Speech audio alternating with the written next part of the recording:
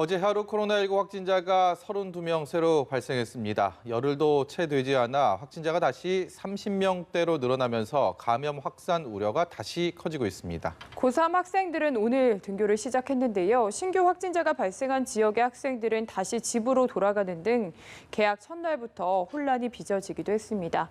자세한 내용을 최재욱 고려대 예방의학과 교수 모시고 이야기 나눠보겠습니다. 안녕하십니까? 안녕하세요. 네, 안녕하세요. 교수님, 이게 하루하루 확진자 수 발표가 정말 애를 태우게 하고 심장을 떨리게 하고 그렇습니다. 일단은 저희가 앞서서 설명드린 것처럼 30명대로 다시 올라섰다. 굉장히 또 좀 심각한 상황인지 어떤지 여기에 대해서 먼저 여쭤보고 싶습니다. 네, 우선 결론적으로 좀 말씀드리면 일희일비하지 않았으면 좋겠다라는 얘기를 먼저 말씀드리고 싶습니다. 예. 물론 뭐 30명으로 다시 좀 증가한 부분이 좀 안타깝 상황이긴 합니다만 불과 한 달 전, 한 달 반 전 생각해 보시면 하루에 일일 환자가 100명, 150명 나왔던 적이 네. 몇 달이 있었습니다. 예. 지금 30명대로 좀 올라갔습니다만 지금 이태원발 신규 감염이 발생한 이후로 지난 2주간 매일 한 20명대 수준에서 10명대로 줄었다가 다시 또 올라갔습니다. 근데 그 내용도 자세히 들여다보시면 20명, 2차 감염이 한 제일 정점이 18명 정도 찍고 다시 내려갔고 3차 감염이 다시 올라가다 증가해서 전반적으로는 감염이 좀 이렇게 통제되고 있는 그런 상황이고요. 다만 지금 N차 감염이라고 얘기하는 부분은 이 사회적 거리두기를 완화함에 있어서 그 사전부터 충분히 예견됐던 부분이라고 말씀을 많이 드렸고요. 네. 예. 그러나 그런 부분들이 몇십 명 수준에서 발생하는 부분들은 지금의 방역 수준과 정책으로 충분히 통제 가능한 범위 내에 있다라는 점이 중요하고요. 그러한 부분들이 다소 좀 국민 여러분께 불편하고 좀 걱정이 되신다 하더라도 충분히 통제 가능하고 그런 부분들 또 어쩌 피할 수 없는 부분이기도 하고 그렇기 때문에 사회적 거리두기를 완화한 거 아니겠습니까? 예. 여러 가지 어려운 점이 있음에도 불구하고 그렇지만 통제 가능하다는 그런 전제하에 이런 부분들을 일희일비하지 않고 신중하게 또 진중하게 기다리면서 방역 당국의 정책의 부분을 국민이 협조를 적극적으로 해주시면 관리가 될 수 있지 않을까 이렇게 생각해보고 싶습니다. 네.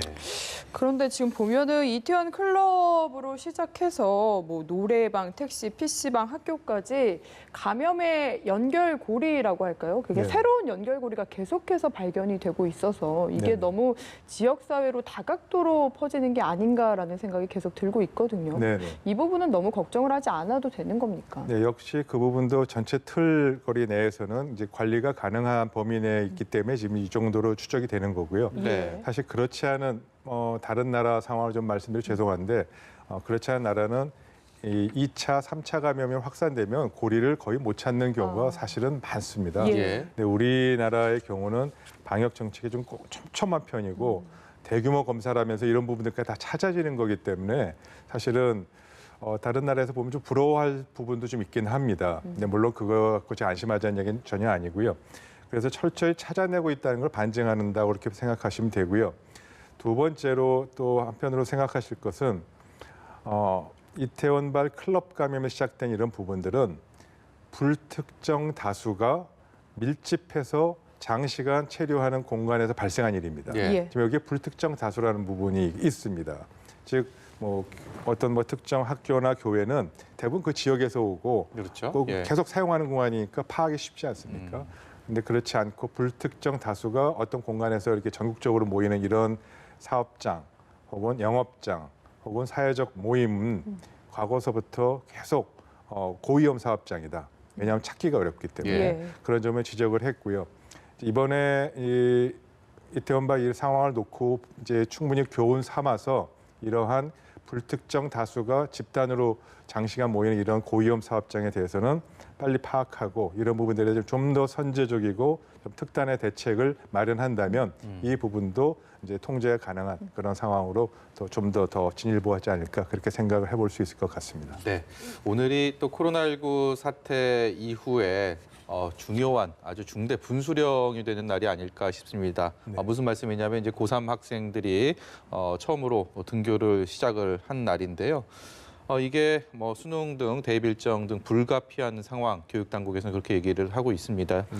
학교 정상화 그리고 또 생활 속 방역 시험대가 아닌가 싶은데요. 뭐 여기에 네. 대해서는 어떤 견해 갖고 계십니까? 네, 다시 한번 좀 말씀드리고 싶은 거는요.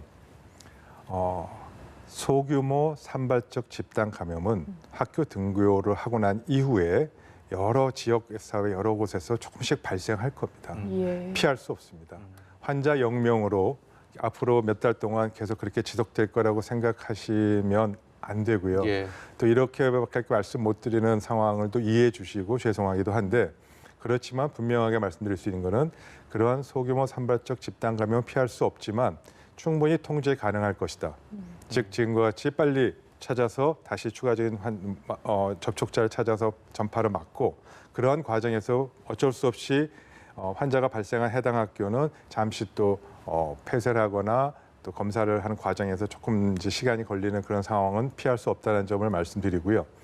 그러나 그럼에도 불구하고 사회적 거리두기를 완화해야만 이 정상적인 생활로 조금이라도 더 접근할 수가 있고 일상생활이 그래도 할 수가 있고요. 또 고3은 좀 특수한 상황 아닙니까? 네. 예. 그런 면에서 사회적 전체 학부모와 학생들 또 사회 전체가 합의해서 이런 부분을 진행한 만큼 시민들의 자발적 협조와 학생들과 학부모들의 이해와 협조를 바탕으로 이런 부분들도 극복해 나가야 될 과정이어야지 이런 상황이 발생했다고 해서 다시 원점으로 돌아가면 다시 정상적으로 생활할 수 있는 조금이라도 접근할 수 있는 부분은 좀 어렵습니다. 그래서 이런 부분에서는 이해와 협조를 부탁드리고요. 어제 유은혜 부총리께서 그런 얘기를 표현을 하셨습니다. 공식적으로. 어쩔 수 없는 상황이지만 통제 가능한 범위 내에서 소규모 산발적 집단 감염 역시 발생하더라도 통제할 수 있다라는 부분에 대해서 좀 신뢰를 가져주시고 같이 동참해 주시는 부분은 좀 필요할 것 같습니다. 의료인으로서 전문가로서 학생들이나 학부모들에게 특히나 더 유의해야 되는 사항, 꼭 당부하고 싶은 사항이 있을까요? 네, 역시 제일 중요한 거는 마스크와 손 씻기입니다. 예. 왜 그런가 하면 다시 한번 말씀드리면 결국 바이러스가 사람과 사람 통해서 전파되는 부분을 차단하는 것은 두 가지 아니겠습니까? 마스크와 손 씻기면 차단됩니다. 이런 얘기 많이 들으셨죠? 처음에 그때 많이 무섭게 들었는데 전 국민의 60%가 감염이 되면 종식될 것이다. 네. 기억나네요. 기억나시죠? 예. 60%가 감염되면 자연 면역이 생기고 네. 자연 면역이 생긴 분은 바이러스가 옮아가도 전파가 안 되는 거 아닙니까? 예. 차단되는 거니까 그와 동일하게 혹시라도 환자가 있다 하더라도 그 교실에 혹은 해당 사업장에 혹은 해당 그 집회에 60% 이상 마스크를 쓰고 손위생을 60% 이상 철저히 하면 실제 환자가 있다 하더라도 전파가 거의 일어나지 않습니다. 예. 그래서 마스크와 손 씻기가 정말 중요하다는 겁니다. 나를 보호하기도 하지만 반대로 이 집단의 전파를 차단하는 효과도 있기 때문에 예. 마스크와 손 씻기를 충분히 협조해 주신다면 학교 내에서의 감염이 혹시 위험성이 있고 발현된다 하더라도 충분히 전파를 차단될 수 있는 거니까 다시 한번 강조드리고 네. 학생들과 학부모 그리고 선생님들의 협조와 이해를 부탁드립니다. 네. 예, 개개인의 대처가 중요할 테고 또 소규모 산발적인 발생은 어쩔 수 없다면 또 방역 당국, 교육 당국에서 주의가 필요할 것 같은데 오늘도 일이 있었습니다. 인천에서 지금 코인 노래방에서 고3 학생 2명이 감염됐기 때문에 인천 지역 고3 학생들은 다 집으로 돌려보낸 상황이거든요. 뭐 잘한 대처라고 평가하시죠? 네, 맞습니다. 당연히 적절한 대처라고 보이고요. 지금은 이제 일률적으로 전국적으로 다 학교를 휴교하거나 학교를 등교를 개학을 다시 열거나 하는 상황은 아닙니다. 네. 지자체장이 해당 지자체의 감염 발생 수준과 위험을 고려해서 자율적으로 해야 될 부분들이 분명히 있고요.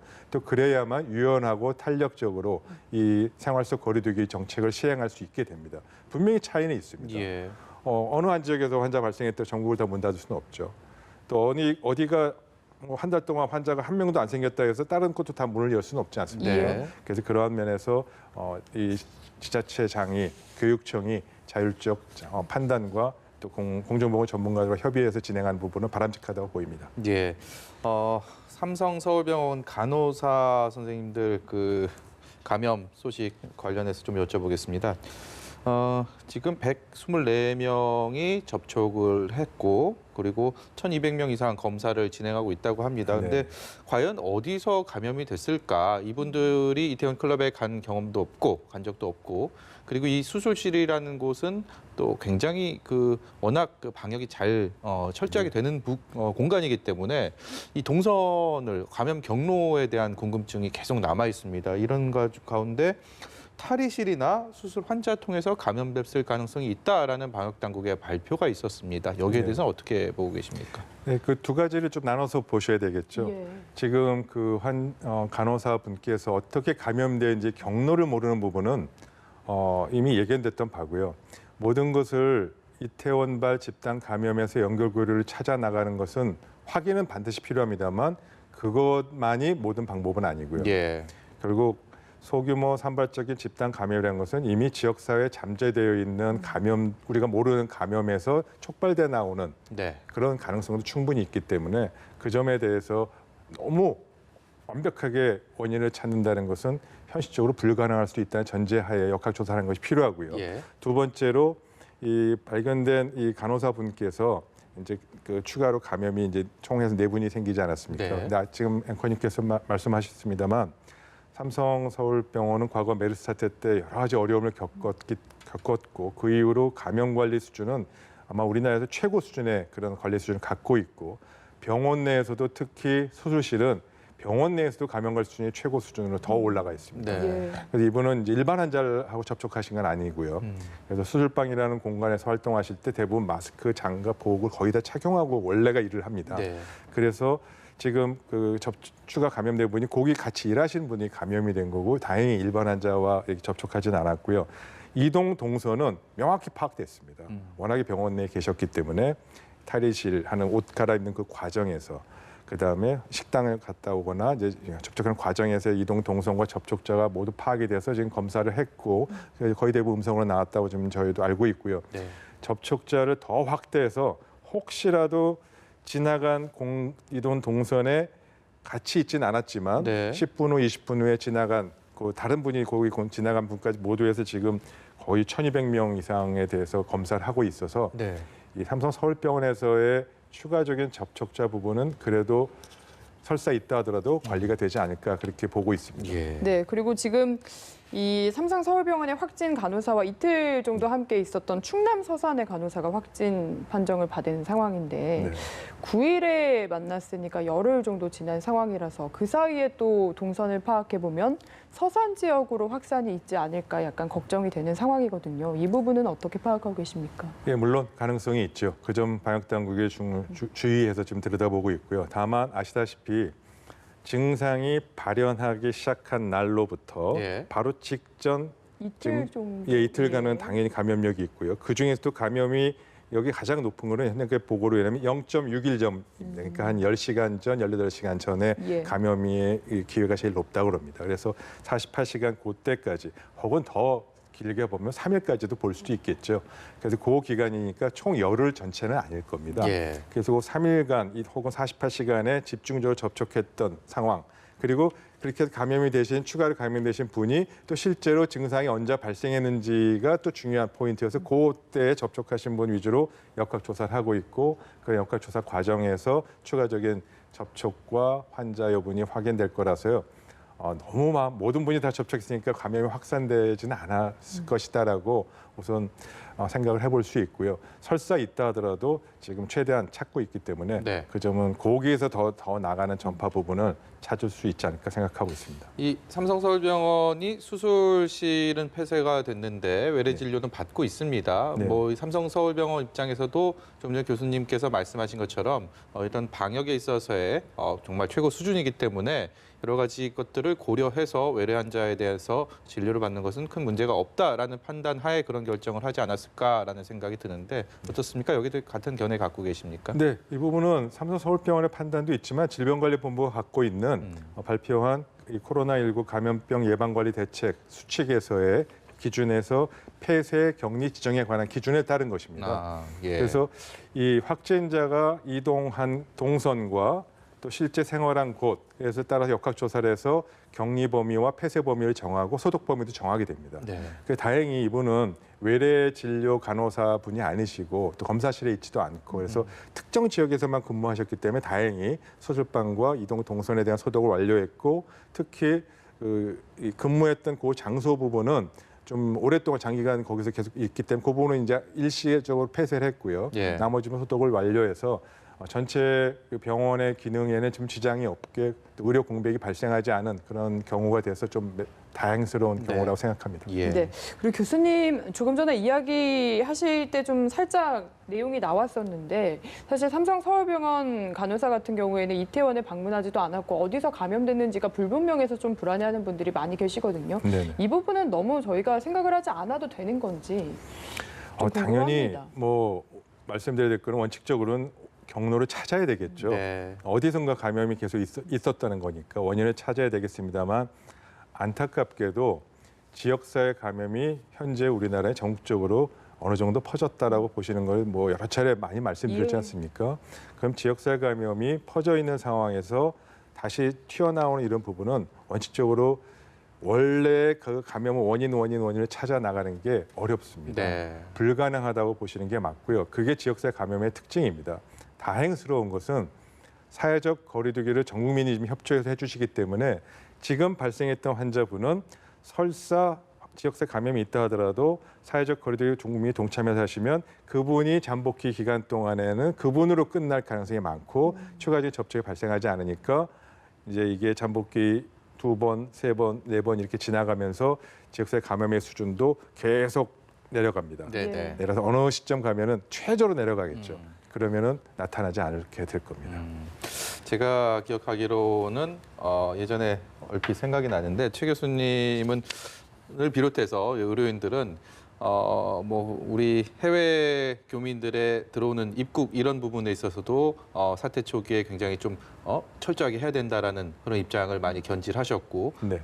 그리고 생활 속 거리두기에 대해서도 의료인 입장에서는 또 그렇게 강력하게 해야 된다라는 입장들을 펼치고 계셨습니다. 근데 지금 이게 강력한 생활 속 강력한 거리두기에서 사회적 거리두기에서 이제 생활 속 거리두기로 전환이 되면서 공교롭게도 뭐 예측은 했던 부분이긴 하지만 이태원 클럽발 확진자도 나오고 있고 또 뭐 삼성 서울병원도 그렇고 또 고3 또 등교를 하면서 이 또 생활 방역에 대한 중요성이 강조가 되고 있는데 이게 일각에서는 또 의료계에서는 다시 또 강력하게 거리두기를 해야 되지 않느냐라는 의견을 제시할 수도 있을 것 같습니다. 여기에 대해서 어떤 견해 갖고 계십니까? 네, 뭐 맞는 지적이십니다. 이 방역의 관점에서 의학적 관점에서만 보면 바이러스를 차단하는 거에 가장 뭐 궁극적인 바이러스 차단은 결국 백신이 나와서 감염의 전 국민 예방 접종에서 60% 이상 예방이 돼야 되겠죠. 예. 혹은 정말 뭐 감염자가 60% 이상 돼서 앓고 지나간 사람이 나오거나. 예. 근데 그 전까지의 피해를 최소화하기 위해서는 사회적 거리두기가 최선의 가장 효과적인 방법입니다. 그러나 그 부분을 계속할 수는 없습니다. 절대 지속 가능하지 않다는 건 저희들도 알고 있습니다. 예. 지속 가능하게 하기 위해서 즉 사회, 경제적, 문화적으로 이 부분에 국민들의 피해를 최소화하면서 이 사회적 거리두기를 완화해서 같이 갈 수 있는 접점을 찾아야 되는 거는 저도 뭐 국민이 한 사람은 동의하고요. 네. 다만 그런 의학적의 필요성도 충분히 충족하면서 국민의 피해를 최소화할 수 있는 완화두기 하는 이 접점 지점을 찾는 부분이 저희는 안을 많이 드렸습니다만 사실 저도 그렇게 생활을 바꾸라고 하면 습관이 안 돼서 금방 못합니다. 네. 그런 부분은 다소 국민 여러분께서 적응하고 그거에 맞춰가는 데까지 시간이 좀 걸릴 거고요. 그런 시간이 걸리는 과정에서 정확하게 국민께 알려드리고 또 사업주가 해야 될 일, 네. 지켜야 될 부분 다시 한번 강조하고 정책적으로도 국가가 해야 될 부분을 뭐가 필요한지를 구체적인 부분들을 좀 나눠서 좀 실행 계획을 세심하게 들여다보는 지점은 좀 부족한 점이 여전히 있습니다. 네. 그 점에 대해서 계속적으로 보완해 나가고 사회적 거리두기를 적응을 효과적으로 할 수 있는 부분은 시간이 조금 걸리지만 네. 달성될 수 있겠다라는 점을 갖고 장기전을 준비해 주시면 좋겠습니다. 예, 그동안 그 비말을 통한 전파를 막기 위해서 거리두기의 그 거리를 한 2m 정도로 설정을 하고 일정 거리를 유지해야 된다라는 게 의학계 소견이었고 방역 당국은 강조를 했는데요. 이게 이 2m 거리가 좀 부족하다. 왜냐하면 뭐 바람에도 이렇게 날려가고 비말이 특히 그런 에어컨, 선풍기 뭐 이런 거 가동하게 되면 더 또 순환될 수도 있고 여러 가지 요인들 때문에 좀 거리를 더 둬야 되는 거 아니냐라는 얘기들도 있습니다. 여기에 대해서 어떻게 저희가 봐야 될까요? 네, 그런 지적도 있는 것도 알고 있고요. 또 이런 실험 결과도 있다는 것도 알고 있습니다. 그러나 그 부분에 대해서는 좀 이렇게 오해 소지가 좀 있을 것 같습니다. 예. 과학적 연구 결과와 그러한 과학적 연구 결과를 토대로 해서 실제 일상생활에서 방역 수준과 국민들이 이 생활 속 거리두기의 이 조치에 대한 위생 수준에 뭐가 달라져야 되는지에서는 그 중간 단계는 좀 들여다볼 지점이 있습니다. 네. 그냥 아주 상식적으로 말씀드리면요. 선풍기 틀면은 당연히 멀리 날아가죠. 예. 그렇지만 멀리 날아가면 그만큼 확산도 잘 됩니다. 아, 확산이 되면은 퍼지는 거 아닙니까? 확산이 돼서 퍼지면은 농도가 농도는 낮아질 수 있습니다. 또 이 공조기를 통해서 감염이 된다는 것도 위험성도 여러 차례 뭐 지적이 됐지 예, 않습니까? 예. 결국 그 부분도 확산이 되게 되는 것과 같은 효과가 있습니다. 그래서 이런 실험적 연구 결과를 일률적으로 적용하는 것은 적절치는 않고요. 다만 밀폐된 한 방에서 공조기를 쓰거나 혹은 공기청정기를 공기순환. 쓰거나 예, 예. 선풍기를 썼을 때 이게 확산된다는 연구가 있었습니다만 그것을 쓰면은 확산이 밀폐된 공간에서는 5분 내에 자연스럽게 확산될 게 선풍기를 틀면 1분 내에 확산되는 것과 같은 시간의 차이일 뿐이지 큰 차이는 사실 그렇게 많지 않고요. 그래서 너무 그 부분을 갖고 걱정을 하시거나 실제 일상생활에서 집안에서의 생활 수칙이 바뀌어야 되거나 혹은 뭐 방역 수칙이 바뀌어야 될 정도의 의미를 두기는 좀 어렵다라는 게 전문가의 의견이고요. 예.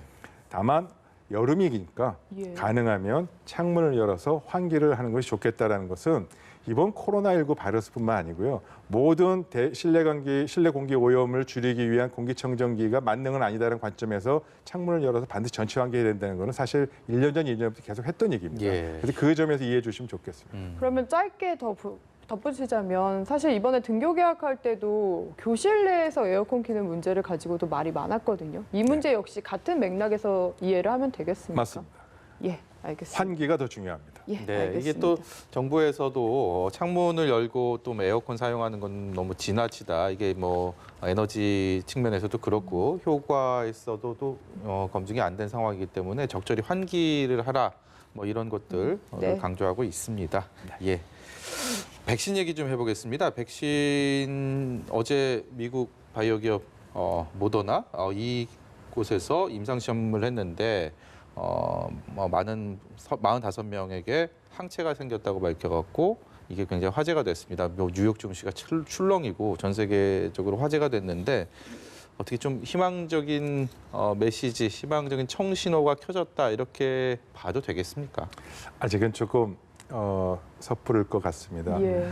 그 정도, 즉 임상 실험을 통해서 항체가 형성됐다라는 실험적 연구 결과가 나온 제품들은 사실 이 회사 말고도 다른 회사 여러 제품 회사의 결과가 있습니다. 그러나 이제 아직도 갈 길은 멉니다. 지금 그러한 항체 실험 결과가 나왔다 하더라도 그거는 일부에 있고요. 그거를 통해서 1상, 2상, 3상을 거쳐서 무작위 이 통제 실험까지 결과 나와야 되고 부작용에 대한 실험을 또 해서 영장류를 이렇게 대상으로 실험도 하고 사람들 실험해서 부작용이 없다는 것까지 대규모 임상 검사까지 나오려면 결국 이 모더나에서 나온 이 제품도 앞으로 1년 이상 가야 됩니다. 네. 그렇게 가는 과정에서 지금 나온 결과가 탈락되는 경우도 사실 많이 있습니다. 10개 중에 9개가 탈락될 겁니다. 과거의 사례들을 보면요. 그래서 예. 이 점도 역시 전 긍정적이고 청신호로 봅니다만 일희일비할 필요는 없고요. 어느 특정 회사의 제품에 너무 고민이 아주 다 모든 게 해결될 예, 것 같다고 예. 생각하시지 말고요. 다만 그럼에도 불구하고 지난 100년간의 역사에서 제가 기억하기에 전 세계의 바이오, 의학, 정부 모든 한 나라가 모든 곳이 나서서 백신 개발에 총력을 기울이는 경우가 이번이 처음인 거 아닌가라는 정도로 굉장히 많은 노력들을 기울이고 있고요. 그러한 인류의 노력들이 분명히 결실을 얻을 거고요. 그때까지 조금만 시간 기다려 주시면 어떻게든 해결이 될 거라고 믿고 있습니다. 예. 백신이 개발될 거면 이왕이면 우리나라가 제일 먼저 개발하면 가장 좋지 않습니까? 그래서 그런데 우리나라 상황은 어떤가 좀 살펴봤더니 아직 임상시험을 승인받은 백신 후보 물질이 없다라고 식약처가 발표를 네. 했더라고요. 네, 맞습니다.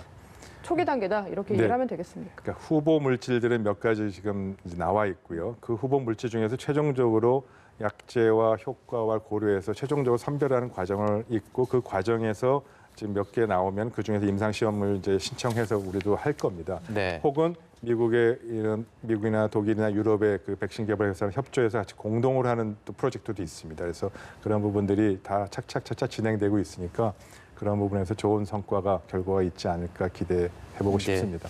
네, 오늘 말씀 여기까지 듣도록 하겠습니다. 지금까지 고려대 예방의학과의 최재욱 교수였습니다. 고맙습니다. 감사합니다.